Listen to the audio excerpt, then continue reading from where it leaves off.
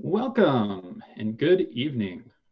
Thank you for joining us on Gamer Behind the Rose. Tonight we are doing episode 0 of our Dystopian Rising Evolution Chronicle, Coast to Coast.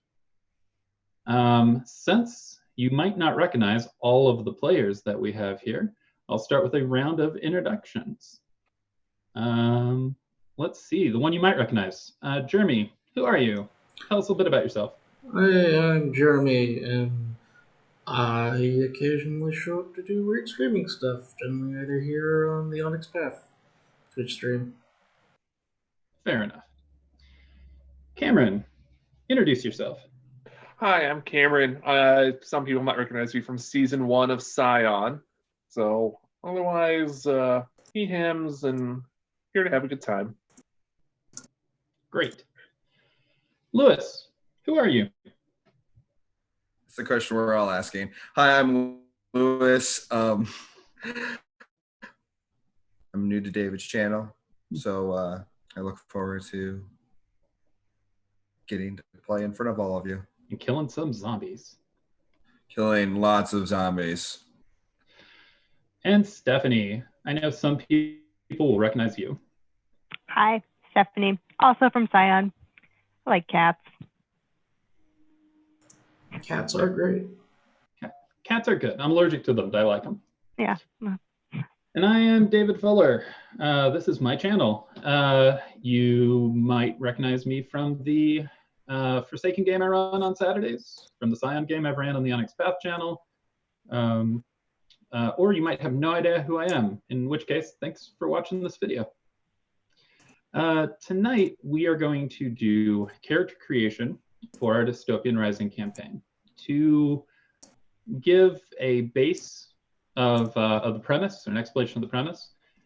The characters are all going to be hired as security for a caravan that will start in Party City San Dimas, in what used to be Los Angeles, but is now a collection of islands connected by unreliable rope bridges and creaky metal slabs that have been oddly tossed over each other.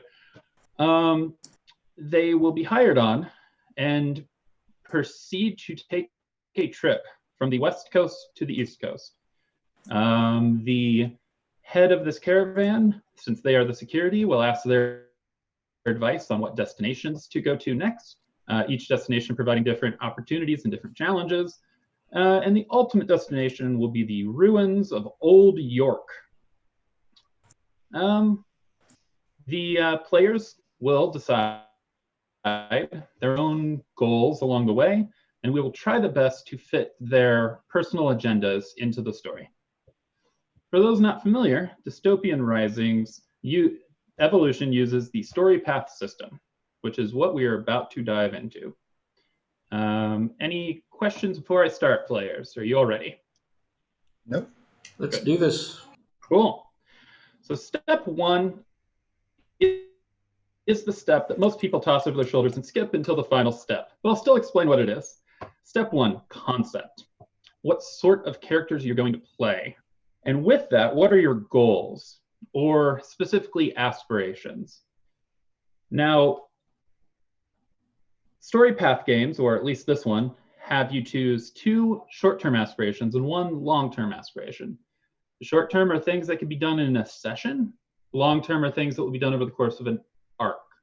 I do not expect any players to have an aspiration chosen at this moment. That usually comes with playing through the first session, getting a better understanding of what the setting's going to be.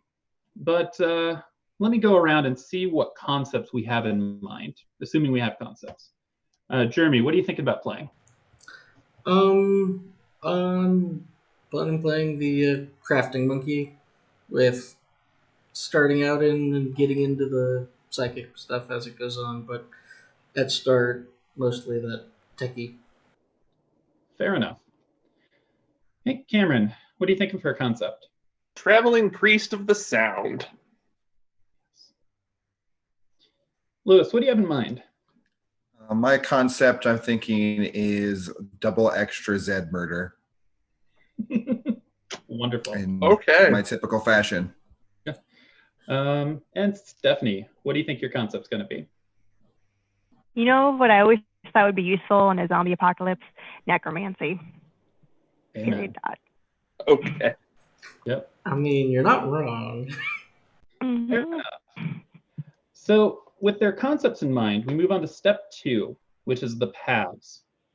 Every story path system game has you choose a number of paths. It's kind of in the name. In Dystopian Rising, you have 3 paths. You have your strain, your role, and society. Strains are, for those not familiar with Dystopian Rising, what is left of humanity.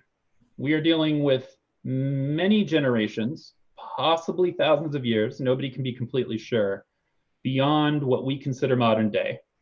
Due to evolution and radiation and nasty fungal things that you'll discover in game. Wash your feet, people, really. Humanity has evolved into countless different strains, with the most common ones being available as player options. Now, the players have all thumbed through the books, but I will go over the greater families that the strains are divided into, and then I'll ask what the players have in mind. Do you have a question, Cameron? Okay. How dare you wave? One demerit for Cameron. The families of the strains are divided into the devoted. The devoted have to do with a focus on a cause. It could be a spiritual cause, it could be psychic pursuits, it could be leftover from a modern era political ideology, but that is what drives the devoted.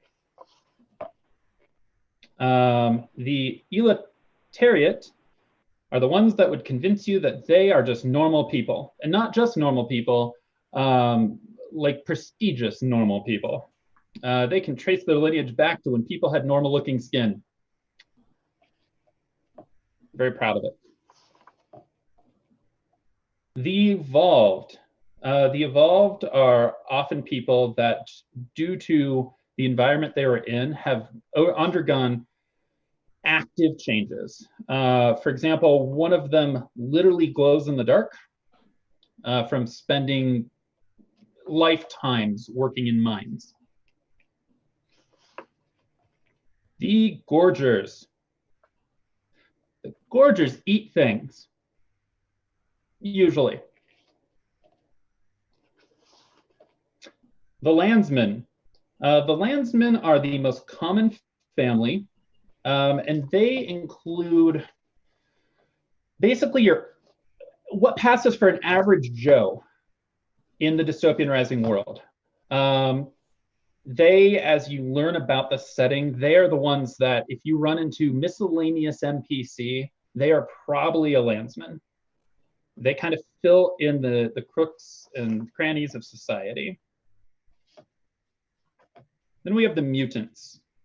The mutants are so transformed that they have difficulty fitting in with society, very much like the vampiric Nosferatu.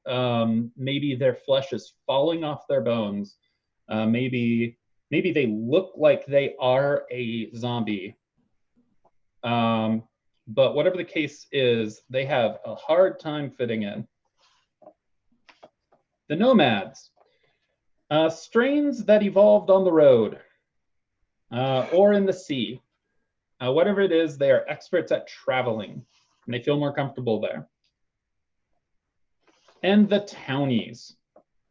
The townies evolved around 3 of the remaining cities, or the cities that managed to hang on after the end of the world as we know it. And it kind of guided their evolution. So with those families described, Jeremy, what strain are you choosing, and what family is that a part of? I know Diesel Jockey is an obvious choice for what I went with, but I decided to go with Lascarian, which is part of the Gorger family. Okay. And can you explain the Lascarians a little bit? They're, well, I mean, most of the Gorgers are weird, creepy people, but they're particularly, don't like, they're sort of got a vaguely subterranean theme to them. They don't like bright lights. The mole men. Yeah. Okay. Cameron, what strain did you choose? I went with the devoted, and specifically with the Accensorites. So they are really into their faith. Their devotion is unshakable. So when I said like wandering priest of the sound, committed. Nice. Lewis, what strain did you go with? I went with the Semper Mort, who are one of the Gorgers. One moment. Having trouble pulling up my notes. There we go. Sorry. And they're like the other Gorgers, a bit creepy, but their particulars are that they're a lot like what you might imagine a vampire or somewhat like, especially as portrayed in modern culture, like, for example, several Josh Whedon shows. They have the very pointy needle teeth, the thick fingernails. Nice. Nice. And Stephanie, what strain did you go with? I went with the Unborn, who are also part of the Devoted. They essentially believe that this plague or these zombies, the infection is a good thing. They believe that we should rejoice in this grave mine and death. They are odd looking. They have like purplish veins all over their body and white eyes. So they're a little unsettling, but pretty fun. Wonderful. Wonderful. We do have a fifth player that is unfortunately ill tonight. And I know that she is going to be playing a Yorker. Her concept is going to be a bit of a post-apocalyptic Indiana Jones, recovering the lost lores. So, great. Now that you have your strain path chosen, put one dot on your sheet. Should have a section to do your strain path and then give it a dot. 2 of the 3 paths have dots. They can be leveled up throughout the game. Think of it like leveling up a class in D&D. Yeah. Okay, next is the role path. Role is your character's day job, or more accurately, the role that they would fill in the party. The roles, the roles are a short enough list that I can just shoot them off. Caravan driver, engineer, guard, gunslinger, Jones, as in Indy, mad scientist, politician, primitive, publican, sawbones, which is the post-apocalyptic doctors, scoundrel, and thug. Jeremy, even though I think I know, based on your crafty concept, which role path did you go with? Mad scientist. Mad scientist. Science! Okay. Cameron, what role path's going to fit you? I think I'm going to go with publican. I want to be. He's a priest, but kind of a TV priest because the televisionaries are all about the TV. So he's really just a TV bard. So he's likable and he knows stuff and he knows people and he wants to be heard. Okay. Lewis, what's your role path? I looked at a couple of them, and I thought about doing guard, doing a little bit more of a protector type role, but I, in the end, decided that this character is more violence for the sake of violence, so I went with thug. Fair. And Stephanie, what's your role path? I just had to go with primitive. Okay. Just because it has to do with survival, and I mean, why would you want to survive these wonderful creations?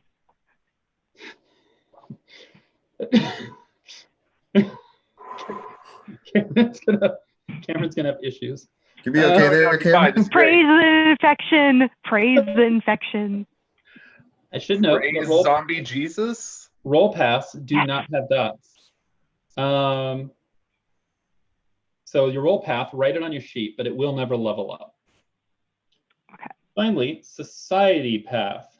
There are numerous societies, some publicly known, some secret, that you can be a part of. And I will not read all of them here, but all of you have looked through the book. You all have something in mind. So go ahead, Jeremy, explain to us what society you're part of, what they're about. So my character is going to be part of the Psionicist Guild, which the name is pretty self-explanatory. People do have psychic powers in this world, but they're sort of weird, and certain other groups don't really like them very much. So they have a faction for them to band together. Though this character is very much new to the group since he is only just developing his powers. Just unlocked your mutant abilities. Now, Cameron, what society are you part of? I went with the Creed, for obvious reasons, but specifically it's a religion called the Telling Visionaries, who are basically TV tropes, the religion. They believe in the power of the invisible signal and a world where the young and the pretty defeated evil and brought hope to the land. Cameron, are you going to have TV cleric powers? Maybe.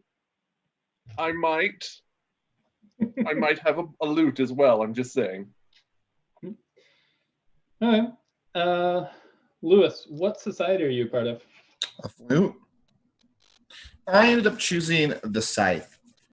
They are described as more or less an elite group dedicated to wiping out the Zed everywhere. And with my concept of double extra Zed murder, I thought that it was just the perfect fit. It sounds like it. Be careful, or you're going to do a Diablo 2 party foul and kill Stephanie's necromancy resources. She'll be fine. So, Stephanie, what society are you part of? I did Servants of the Undying. It is about studying the grave mind, because if you can study it, you can bend its power to its will. Quote from the book. Wonderful. And live forever. And live forever. Of course. Unless they have decided to change it, our fifth player is going to be a Crafters of Alexandria, which is all about reclaiming the lost knowledge from before the bad things.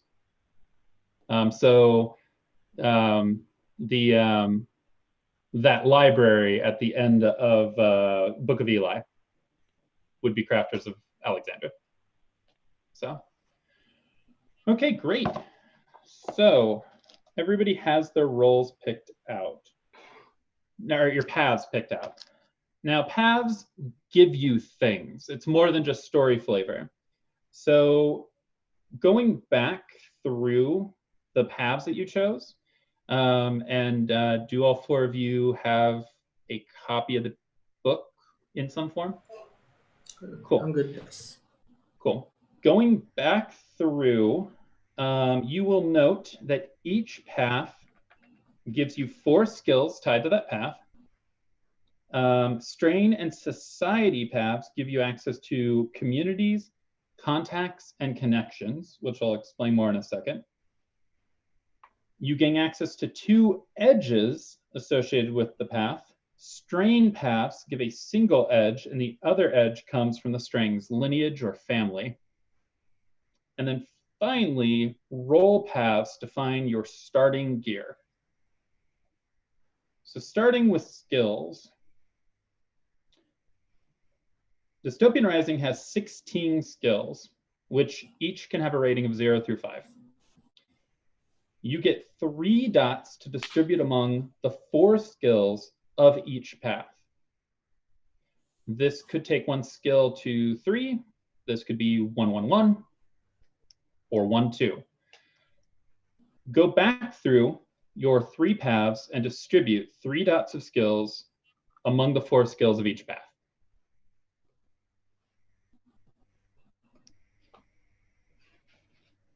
While you were doing that, I will explain a bit more about the skills in StoryPath.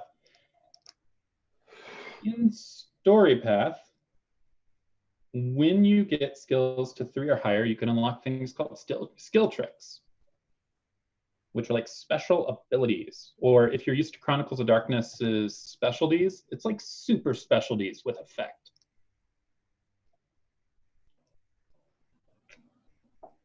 Has everybody divided up their skills? I have. Yes. I am, but Great. Okay. Afterwards, you get 6 additional dots to distribute among your skills however you would like. They do not have to go to your path skills. They can raise your path skills higher than 3.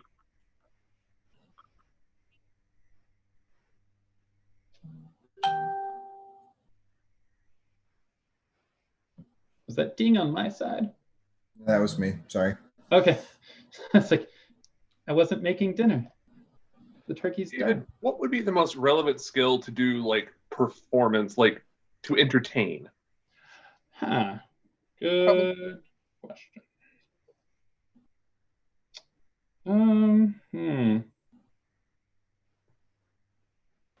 And you're doing it through like a singing? A socially type challenge. Maybe culture? Well, okay. I would say this is a great time. I was going to explain it in session 1 when we did a skill check. Sorry. No. It's a great time to explain that in StoryPath, you and the story guide and the players communicate to build the dice pool. So Okay.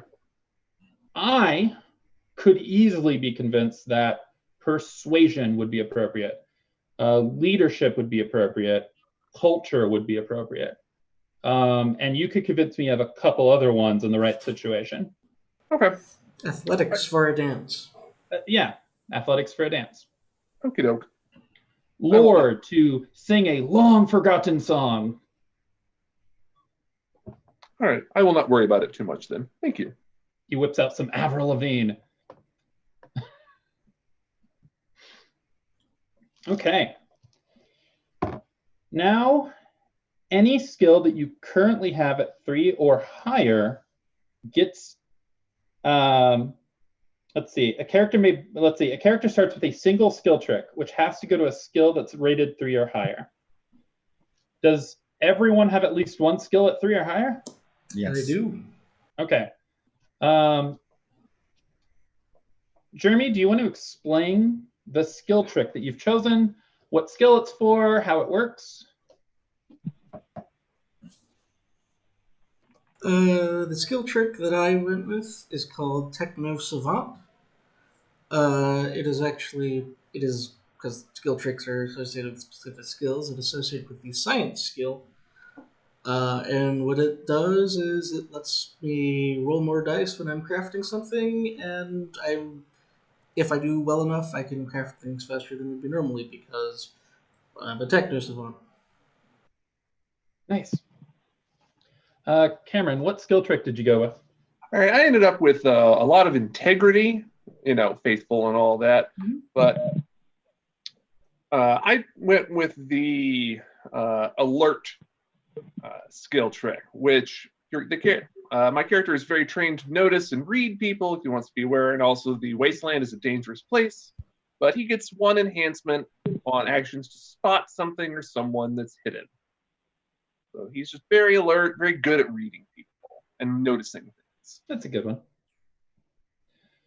Lewis, what skill trick did you choose? I ended up going with Melee Weapon Expert. Melee Weapon Expert is a skill trick under close combat. And what it lets me do is that whenever my character is engaged in a mixed action and violence at close range, I get to use the higher of my dice pool for the action instead of the lower. That's a really good one. It is. And Stephanie, what skill trick did you go with?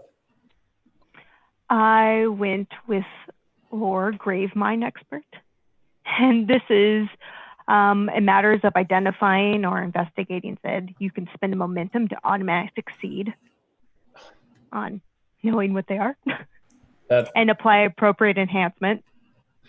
So I'm starting to see a theme here. It's true. a little bit. Hey, focus. Do what you're good at. Okay. Now, did anybody get a skill to 4 or 5 at character creation? I did. Yeah. Okay.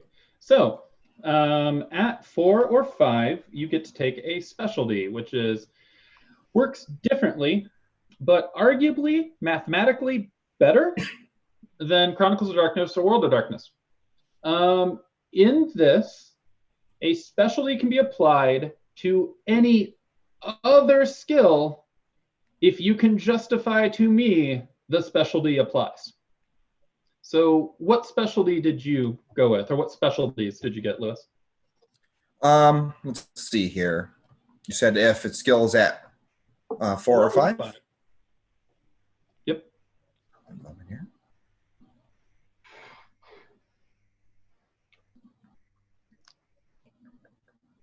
I ended up with the specialty in close combat for Zed. Nice. Oh, yes. I remember you talking about that. That is wonderful. So what that means is I ask him for an academics check. I ask him for a lore check. Any check, like a perception check. And he'll be like, is it for Zed? I'll be like, yeah. Then his close combat specialty applies, which is really good. Cool. Stephanie, what skill or skills do you have at 4 or 5, and what specialty did you take? Lore, and I was thinking Zed too, but I'm wondering, I don't know, Grave Mind, or I don't know if Zed, I don't know. So that skill trick you took, does it just apply to the Grave Mind, or does it apply to all Zed? Just Zed. Okay. Oh yeah, anything related to the Grave Mind. Which would include Zed and the infection and okay. Mm-hmm. I mean, in Dystopian Rising, having a skill spec in Zed somewhere on your sheet, 1, any character can argue it because they're everywhere, and Yep. 2, it's useful. And Yeah, it's I think I'll very go on with brand. Right? Me and Lewis have different reasons why we have a specialty in absolutely. that, obviously. Absolutely. So, which is funny because he'll get to So I apply could do it in close check. combat. You'll get to apply it on close combat. Yeah. Yeah, right? It's beautiful. Attributes. Very, very similar to Chronicles and World of Darkness. You have your 9 attributes divided into 3 arenas: physical, mental, and social. At this stage, players are asked to rank their 3 arenas in the orders that their characters would be most adept. So, for instance, I'm pretty sure Lewis has physical arena as his most adept category. I do. Right. And the most adept gets to distribute 6 dots between the attributes. The second tier gets 4 dots, and the bottom tier gets 2 dots. While anybody that's not already done with that locks that in, I'll just do a quick reminder of what the 9 attributes are. In the mental arena, there is intellect, which is your general knowledge, your brain power. Cunning, how fast you process things, how quickly you think. Resolve, how devoted you are to whatever you want to be. This could be that you're genuinely that devoted. It could be you're just a stubborn ass. But either way, resolve. Over in the physical arena, we have might, which is physical force, physical strength. Dexterity, which is how nimble you are, how agile you are. And stamina, how healthy and sturdy you are. Finally, in the social arena, we have presence, a combination of looks and the ability to control a room. Manipulation, your ability to trick somebody with your words. And composure, your ability to stay calm in a storm. You are surrounded by a swarm of Zed and you are calmly lighting a cigarette. Or you see a single Zed a mile away and hide behind the combat person. All right.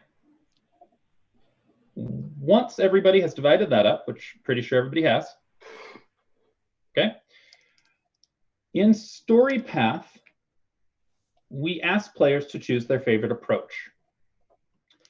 The attributes I just listed are divided into 3 approaches. The top row, intellect, might, presence, is considered the force approach. You are pushing your way through either with your brain power, your social power, or your fist power. Finesse. Finesse is cunning, dexterity, and manipulation. You are dancing around things. You are quickly observing things. And resilience. Resolve, stamina, composure. I am going to outlast the problem. So players are asked to choose their favorite approach. Let's see. Favorite approach. Each player's favorite approach gives them 1 additional dot in every attribute in that favorite approach. If that would take them above 5 dots, they get to choose where the extra dot goes within the same arena. So say Lewis chose force and he already had might at 5, he could then move that extra dot down to stamina. So Jeremy, what's your character looking like? You don't need to give me exact stats, but what's like your primary arena? What's your approach? His primary arena is mental because he's all smart and psychic and stuff. It's pretty straightforward there. Favorite approach is actually finesse, so cunning, dexterity, manipulation. He's not necessarily the best at conniving people, but very good fine manipulation skills, very good at coming up with, jury rigging and other sorts of clever ideas on the fly. Nice. Cameron, same question to you. I went with primary of socials. Again, this is a very likable, from the pulpit kind of character. And secondary mentals, he's reasonably intelligent, and then physicals, I mean, he's competent, but he's not like, yeah, I'm gonna lift things. So, and then for his primary approach, I went with force. Ultimately, he's going to go try to change the world, and he's going to, give some good presents. So he's very likable and charming. He kind of ends up with okay might just because of the nature of the beast, but he's ultimately a very intelligent character. He's a sitter and a thinker and a knower of things. Nice. Lewis, what's your build like right now? So I ended up going physical primary, mental secondary, and then social tertiary. The way I kind of see the character is violence for the sake of violence most of the time. So he's very strong. He's pretty balanced physically. He just ends up a little bit stronger due to my favorite approach of being force. And then with mentals, not so much raw smarts like Cameron's character, but a lot more adept and resolute in his way of being. And then with socials, not very like a moderate presence, and then not very good at tricking people, not very good at convincing people to see his way of thinking, but very together with it at the end of the day.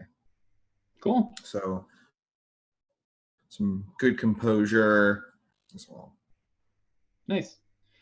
Stephanie, what's your attributes look like? So mental primary, physical secondary, and social, she has to be, because she's already taboo as it is. So social had to be last. She's max dots on cunning. However, her specialty is force because of intellect. With the grave mind and all that studying and all that trying to figure it out, you need that intelligence to really rely on. Same with some might. And then I guess she has an extra dot of presence, maybe people are like, interesting. I'm intrigued kind of way. Fair. Other than that, she's normal for everything else. No one dots. So no one dots. That is good. Okay. Next we're on to step 5, which they call final touches, but final touches really covers quite a bit. So edges. All characters gain all 6 edges offered by their path. Edges are, if you're used to Chronicles or if you're used to Chronicles, these are like merits. If you're used to World of Darkness, this would be where you'd get your backgrounds. If you're used to certain editions of D&D, this would be your feats. These are the unique traits that start molding your character that not everybody has access to. If your path gives you an edge that has variable dots, your path gives you the first dot in it. If 2 paths give the character the same edge, gain an additional dot if it's variable, and if not, pick a different edge of the same or lesser value.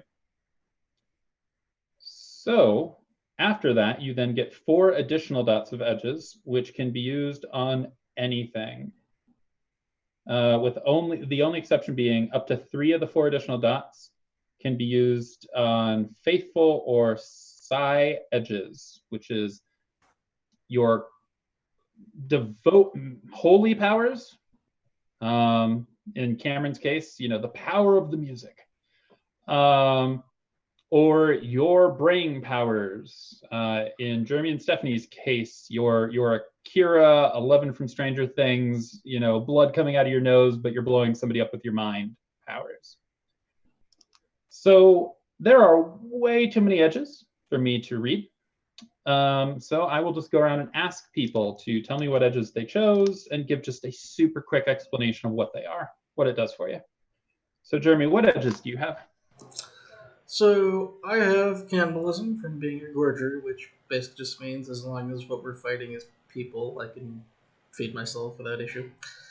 Lascarians in particular also get scavenger, which means I'm good at finding scrap, which is quite useful for building things. I have a dot of mentor, which is a person who helps guide us, which we determined was another Psionicist Guild member, sort of the mentor for that. Also give Tech Whiz, which is just better at crafting things. Acute Sense, he's got very good vision. Psionicist is just sort of the edge you take to lead into the actual psi powers. And then I took 3 dots in Safe House, which in this case is more of a safe truck, because it's on the road and stuff, so it's a highly secured vehicle that you does in fact live out of. And then I did take the very low level psionic power of Scan, which lets you analyze objects with your mind powers. Really good for a mechanic. Yeah, and so since he wanted to be a mechanic type guy and he wanted to have Safe House, and I was planning a road trip game, I kind of did a story guide call and let his Safe House be your post-apocalyptic, ridiculously over-armored battle vehicle. So when the Horde of Zed is attacking the caravan, the players can jump inside it and drive back and forth, attacking Zed, keeping them off the caravan. So, should be fun. Cameron, what edges do you have? What do they do? All right, I end up with meditation, which is kind of exactly what it says on the tin. I meditate daily, basically when I get up or whenever I feel like, and it makes me a little more composed and a little more resistant to the various shenanigans of the wasteland. So I get that just from being a devoted. I get also unshakable devotion, which I'm very devoted to my faith. I get a bunch of extra successes not to be dissuaded that my faith is correct and right and true. From being a publican, I get entertainer, which has multiple dots, I believe. But basically, I'm good at entertaining people. I am a giant bard. I'm definitely a giant bard. So I also get time sense, which again is kind of exactly what it says on the 10. I have a good sense of time, and I succeed anytime at things to keep track of time just pretty easily. And then finally, from the creed, I get faithful, which gives me holy psychic powers. They're holy though; they're not psychic. They're not evil like some people. But and then convincing orator, which again makes me very good at talking to people and getting them to do what I want. Did you spend any starting points to start with miracles?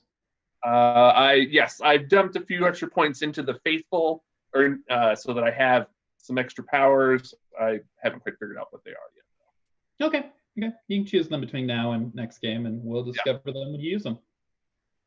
Cool. Hey, Lewis, what edges did you choose? I ended up with some really interesting, fun stuff. Let's see here. I've got cannibal, like Jeremy, I've got cannibalism as I am a gorger, so it's exactly what it sounds like it is. And then the Semper Mort with their vampiric ways are very good healers. So I got skilled healer as well. And then from Thug, I ended up with chosen weapon, which is just you have a weapon that you prefer to use above others. And when you use that weapon, you're very good with it. And you're a little bit worse off when you use other weapons. I also got a bit of a style edge, which is a 1 to 3 edge here. In this case, heavy-handed, which is just you're a little bit more fierce with your attacks. And I ended up actually grabbing some additional dots of that with my extra edge points as well. So I have that all the way up to 5. Nice. And in addition to that, I got now my society actually gave me a repeat in chosen weapon, so I ended up picking fast draw instead, as it's also a 1 dot. And then I picked, and it also gave me tough, which just makes me a little bit more resistant to things. I believe it specifically.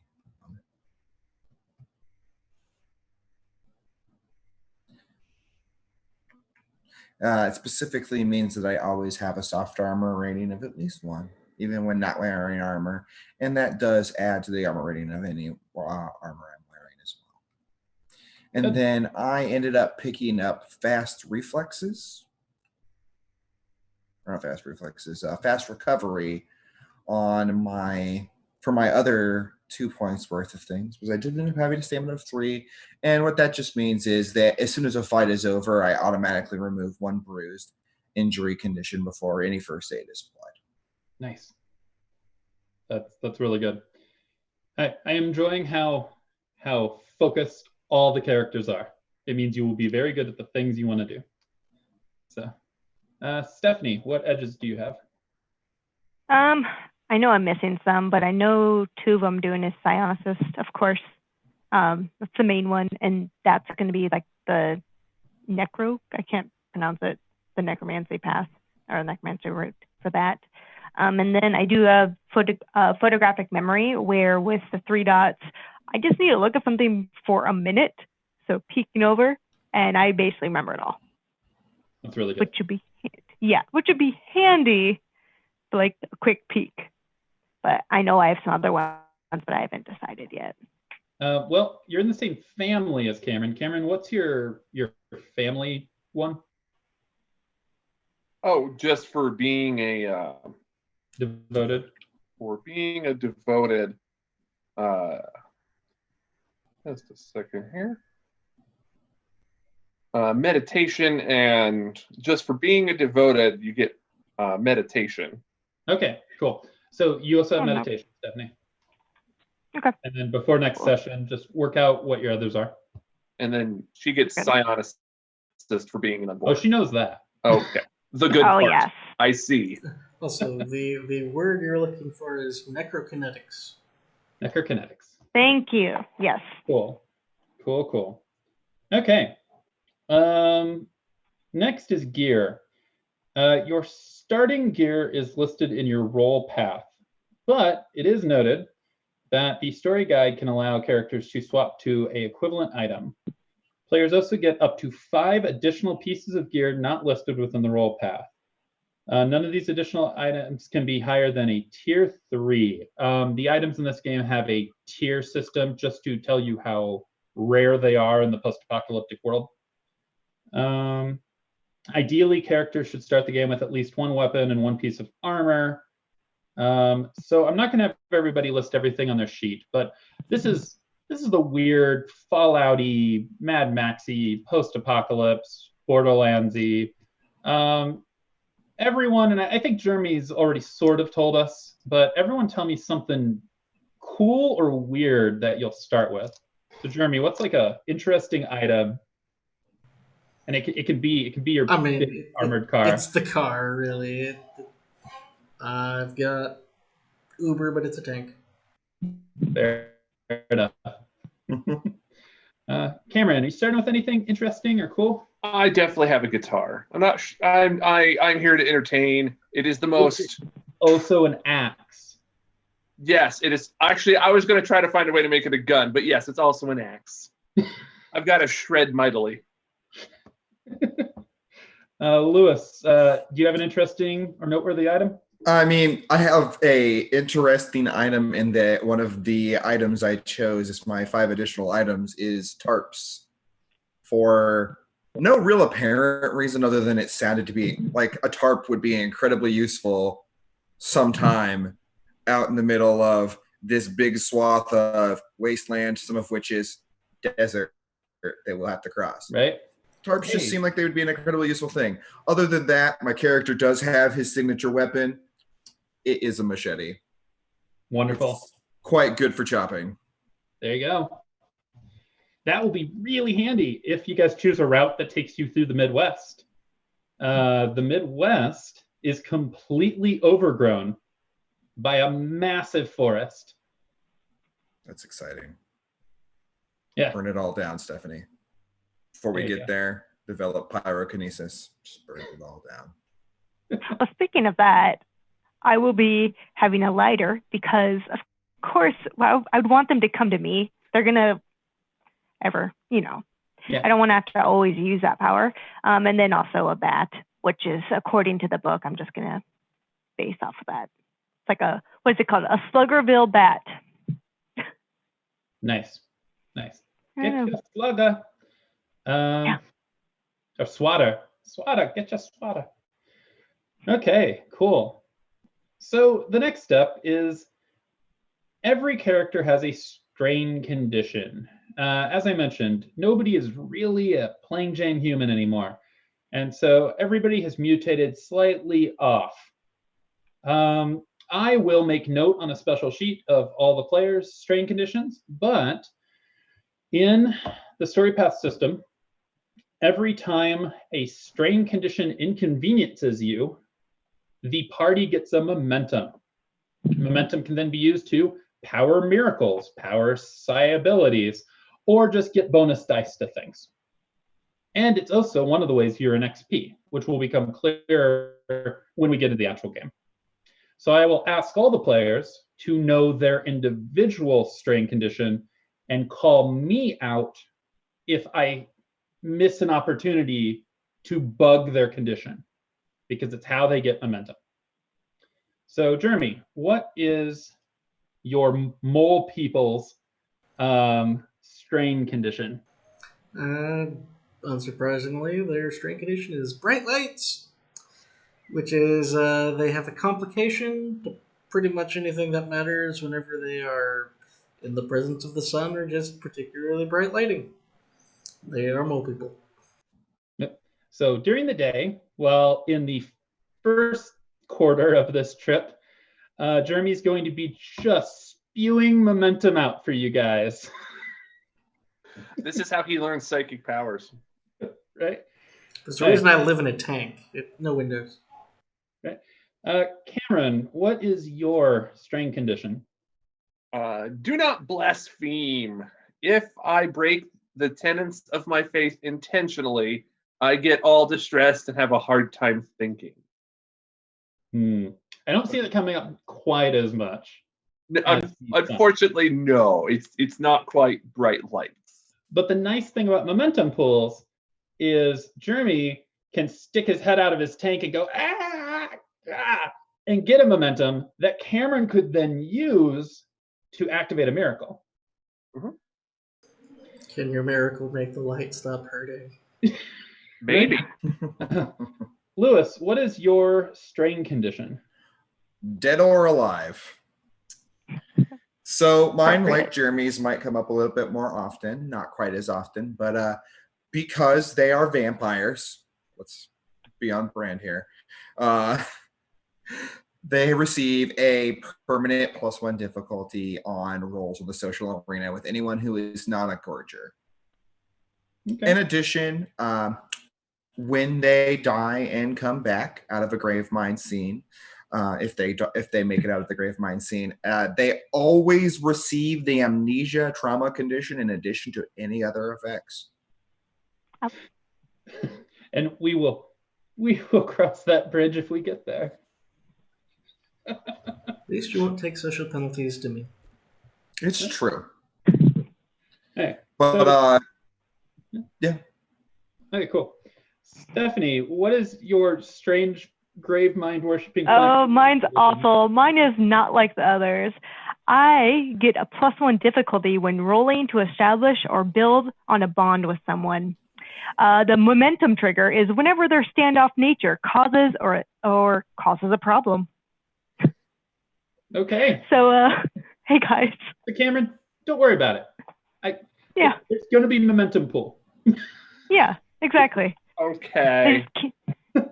I do know our fifth player, the Yorker, their strain condition, I can't remember the exact wording of it, but it's basically they get easily offended. And if they become offended, they are in a bad mood until they either tell the person off or that person apologizes. Ours could work together like this. We could just meet her, could just build momentum. This is great. We can have like unlimited. Well, everyone's dead, but at least the momentum pool is full. Right. Health and stress. Everyone starts with 3 levels of injury or your physical health. You have a maimed health box, an injured health box, and a bruised health box. Does anyone here have stamina 3 or higher? I do. Anyone else? Just him? Really? Okay. So Lewis, you get an extra injured condition. Do you happen to have stamina 5? I do not. Okay. If you ever do get to stamina 5 through XP or whatever, you will gain an extra bruise condition. Nice. Cool. In Dystopian Rising, you also have stress track, mental health levels, because living in the post-apocalypse is very stressful on the mind. Everybody starts with 3 stress levels: troubled, distraught, and haunted. The characters with fateful and psi edges only. Do any of you have resolve 3 or higher? I do. Regrettably, no. Okay, so Stephanie and Cameron. At resolve 3, give yourself another distraught. Cameron and Stephanie, do either of you have resolve 5? Sadly, no. Okay. If you ever do get to resolve 5, you will gain another troubled. There you go. Okay. Defense. Character's standard defense is 1. There might be edges that modify it, like the one edge that Lewis has that gives him permanent soft armor. Soft armor's like raising your defense, but we keep them as separate numbers in case you meet something that has armor piercing. Something to note, and this will pop up during combat, whenever you are the one being attacked, you may make an active defense roll in order to increase your defense for that check. So, and finally, and I don't know if anyone's done this step, so we're arriving at it with plenty of time and what I've budgeted. Your connections. Your paths give you access to community contacts and connections. Connections are the people you can call on to help you out, people that can do things for you. You get a single community connection from each strain and society path, a contact from each strain and society path, and access to specialized equipment from your society path. So, is there anyone that wants to build this now or work on this before the next session and then just pop them up in the game? I will give you the choice. I will wait. You will wait. I will also wait. I'll have to think about this for a bit. Okay. The only thing I will ask is whatever you choose is somehow mobile. So we are traveling from Southern California and we're wiggling our way through the country. So if you choose, I have a mentor who teaches me about combat that lives up in old Canada. Okay. So choose somebody that's on the caravan with us. Choose somebody that travels around a lot themselves so they can conveniently be swinging by when you need them. Just keep characters like that in mind. Otherwise, that is story path character creation. It's pretty simple. Yeah. The Werewolf Forsaken character session 0 went over time. So, do any of the players have any questions about the game or anything else before we call it a night? Is there any? I don't really have anything, but is there anything anybody wants off limits during the game? The same way we have certain things that people didn't want in Forsaken. Yep, that's something we could talk about. People can keep that private, or they can. Okay, I'm sorry. No. I will say, based on the feedback I've been given privately, this game will also not have explicit sex scenes. That is not saying sex can't happen. We will fade to black on it. We are primetime network TV. We are not HBO or Netflix. I mean, we've got the budget for some dismemberments. That's a bit realistic on primetime. No. If you've been following my Forsaken game, it's hard R for gore and blood, because no one had any problem with gore and blood. So there is gore and blood everywhere. And so, if I recall, and I will double check before the first session, nobody said they had a hard issue with gore and blood in this group. So Scythe, you wade into the Zed. You make it rain. So much machete and limbs coming off. Just go Jason Voorhees on them. Yep. I say we don't kill zombies in this game. No. I'm afraid that I just can't. Yeah, I had to try. I like you, sweetie. I had to try. No. Zombie murder is my job. And my job is to make sure everyone else is as best as possible at murdering zombies. Yep. Because it's one of my personal things, I haven't brought it up in Forsaken. I will never put a player in a position where they would be forced to kill or seriously harm a child. I'm not saying that you won't find like a collection of dead family bodies, and there's children in there, or that there isn't a murder mystery of what monster killed this child. But I will never force players to make that call. So there's one zombies from Dead Space not showing up. Well, yeah. My emphasis is the two gorgers are never going to be in a fatigue condition because they are starving and their only meal option is a preschool. That's probably for the best. Right. Honestly, we should eat each other at that point. Speaking of, right, draw lots, guys.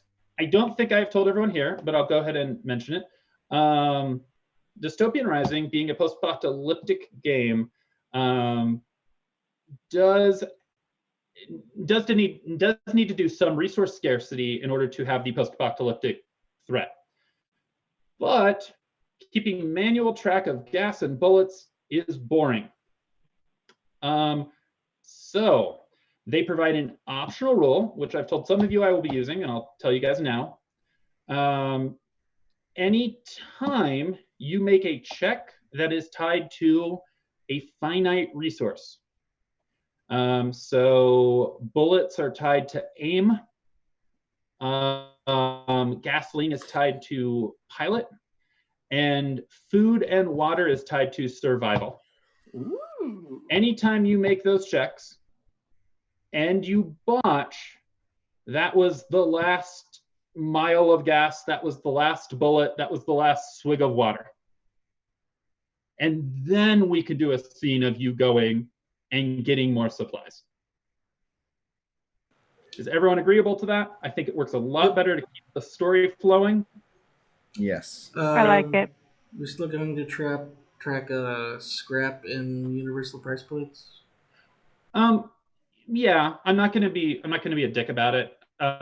But so for instance, as part of the why you guys are agreeing to come along easy buy-in is you are all being paid to help protect this caravan. And you were paid, and I will give you a large number of scrap up front. So that you have things, and there will be merchants in the caravan. They're not going to have an infinite supply of stuff, but if it is a relatively common thing out of the book, you can go to the merchants and buy it. I don't want to make that the heart of the game. Dramatic failure in persuasion means the shop runs out. Okay, Failing I like it. the caravan for being attacked by a horde of Zed. The shop runs out. But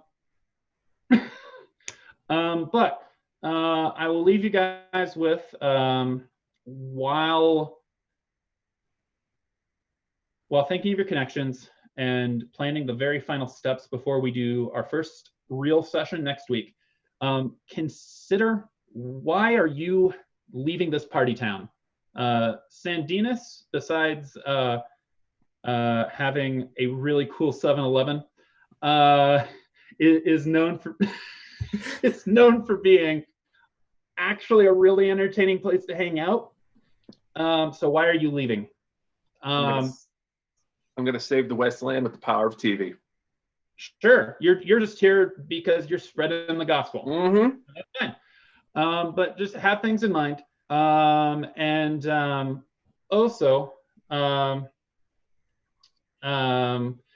other thing is, consider between now and next session, consider working out how you might already know each other. It just will make things easier. I plan on this primarily being a PvE story because you have so many threats in this world. Let's not make each other the threats. So for instance, we want to find a reason between you guys why Cameron knows Stephanie's character and does not try to kill her, no matter how much she says, praise the Gravemind. Yes, yes. So yeah. And if we figure out how you guys all know Jeremy ahead of time, we can figure out why he lets you in his tank. Yeah, because that's my house, guys. I am very efficient at killing zombies, and we are both gorgers. It's a natural fit. Right. So, Mutual survival pact. okay, cool. So normal games, current tentative schedule is going to be 9 to 11 Central. If that is too late for viewers and for players, I will shift it by about a half hour. But next week, we will do 9 to 11 Central. Next week, we should have at least one more player. And in a couple weeks, we have a extra player that will be joining, who is currently busy. And I'll go into that more later. But until next time, thanks everybody for watching.